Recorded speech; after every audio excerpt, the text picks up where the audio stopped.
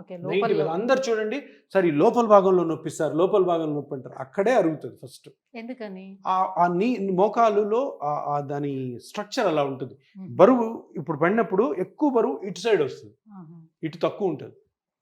So ఇది అరుగుతుంది అనమాట. ఇది అరిగినప్పుడు ఇక్కడ ఏం చేస్తాం, ఈ గుజ్జు ఇక్కడ ఎంత ఉంది, ఇక్కడ ఎంత ఉంది, వెనకాల ఎంత ఉంది, ఈ ముందు సెంటర్లో ఎంత ఉంది, ఇక్కడ ఎంత ఉంది చూస్తాం.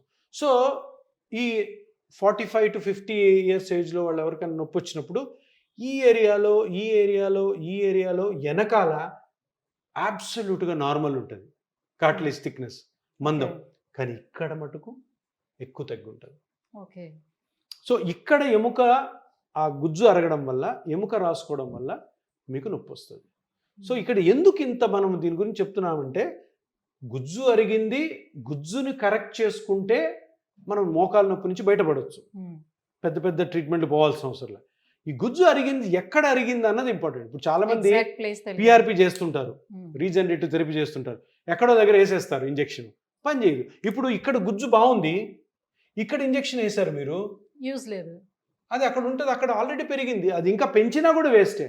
ఎక్కడైతే అరిగిందో ఈ పార్ట్లో, ఇది పార్ట్, అక్కడ మనము పిఆర్పి చేయాలి.